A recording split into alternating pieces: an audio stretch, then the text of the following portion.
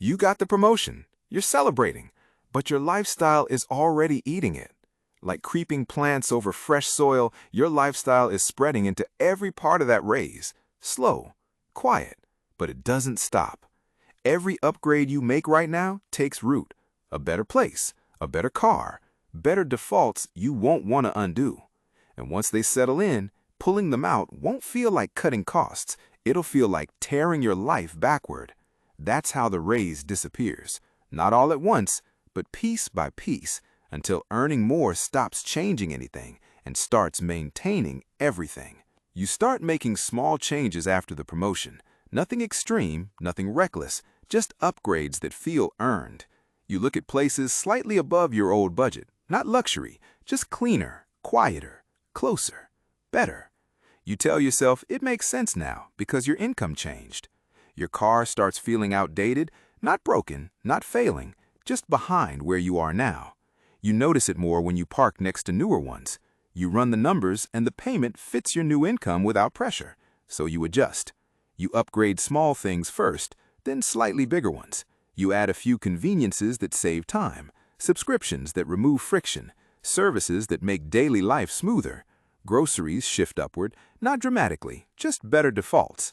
Eating out becomes more frequent, not excessive, just easier. Your baseline moves without you announcing it. Each decision feels isolated. Each one feels justified. Each one fits inside the new margin you created. You're not overspending. You're not being careless. You're aligning your life with your income. That's what it looks like from the inside. Nothing feels risky. Nothing feels permanent. You're not locking anything in. You're just adjusting. That's how it feels. Small improvements stacking quietly, spreading into routines you repeat without thinking. And once something becomes routine, it stops feeling like a choice. It starts feeling like the way things are now. This is the part that feels stable. It feels responsible to upgrade when your income increases. You tell yourself, this is the point of earning more. Better income should translate into a better life. That's the trade everyone accepts.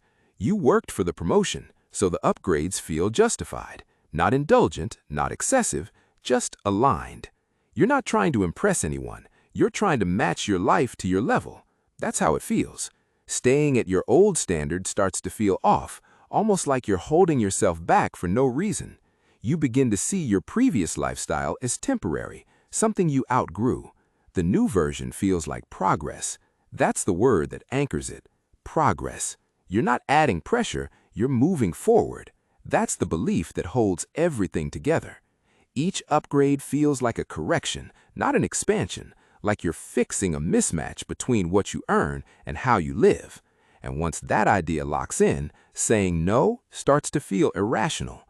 Why would you earn more just to live the same way? Why would you restrict yourself when you finally have room? So the upgrades stop feeling optional. They start feeling appropriate, expected, even necessary. And because each step is small, the shift never feels like a decision. It feels continuity, like you're just continuing the path you're already on. This is the belief that makes the changes feel safe. The system doesn't push you to overspend. It rewards you for adjusting. Your higher income doesn't just give you more room. It recalibrates what fits. Lenders approve you for more. Landlords show you better options. Dealerships move you into a higher bracket. Platforms recommend upgraded versions of what you already use. Everything around you starts responding to your new level. Quietly, automatically. You don't have to search for better. Better gets presented to you. And it always feels reasonable because it's framed against what you can now afford. The numbers make sense. The monthly payment fits. The approval goes through. That's the signal. If it's approved, it must be fine. That's how the system communicates. It doesn't warn you. It confirms you. Each yes comes with validation. Each upgrade comes with reinforcement. You're not being pushed. You're being guided toward a version of life that matches your income exactly. Not below it, not above it, exactly at it. That's the alignment. And once your life matches your income, the margin disappears. Not because you failed to control it, because the system is designed to absorb it. Every increase creates a new baseline. Every baseline becomes the new normal, and the system keeps offering you ways to fill it. Nothing you added felt permanent when you said yes to it. Each upgrade looked flexible at the time. You could always adjust later. That's how it feels when you decide. But what you gained in comfort, you traded in reversibility. The better apartment isn't just nicer, it resets your cost floor. The payment isn't just manageable, it locks in a monthly obligation. The subscriptions aren't just helpful, they stack into something you carry every month. You didn't commit to one big decision, you accumulated many small ones. And small decisions are harder to question once they become routine. You don't wake up and reevaluate them, you live inside them. That's the trade-off. You gained convenience, but you reduced your ability to move backward without friction. And backward starts to feel like loss, not adjustment. That's the shift. What used to be optional becomes expected. What used to feel like an upgrade becomes the minimum. And once something becomes your minimum, removing it feels like damage, not savings, damage. That's how flexibility gets exchanged without being noticed. You didn't lock yourself in on purpose. You just removed the easy exits one decision at a time.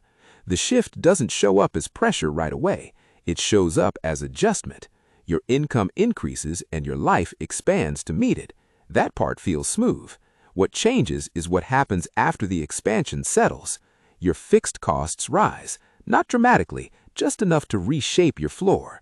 Your expectations rise with them, not consciously, just through repetition.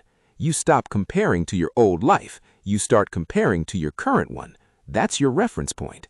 That's the mechanism. Your baseline moves forward and your perception locks to it. What used to feel like enough no longer registers the same way. It feels reduced, even if it was fine before. That's why going back feels wrong, not because it is wrong, but because your reference changed. And once your reference shifts, your decisions follow it automatically. You don't evaluate each expense from zero. You protect the standard you've built.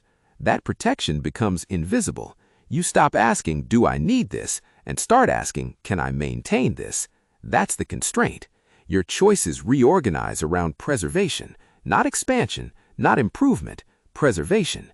And the more stable your life becomes at this level, the more it resists change, because stability now depends on keeping everything in place. Now the pressure becomes visible, not as stress, as restriction. Your income is higher, but your flexibility is lower. Leaving your job doesn't just mean losing income, it means disrupting everything built on top of it. The apartment, the car, the routines, the standards you now expect to maintain. Each one depends on continuity. Each one assumes the income continues. That's where the compression happens. Your options narrow, not because you made a mistake, but because your life adapted too precisely to your income. There's no buffer left, no gap between what you earn and what your life requires. So every decision starts running through the same filter. Can I afford to disrupt this? Can I afford to step back? Can I afford to reset? And the answer becomes harder each time. Not impossible, just harder. You still have choices, but fewer of them feel realistic. Fewer of them feel safe. That's the shift. More income didn't expand your options. It reorganized them around stability. And stability begins to act like a boundary. Quiet at first, then constant. This is where flexibility disappears. It didn't take a single decision. It spread, quietly, like something taking over ground you thought was yours. And now everything depends on keeping it alive.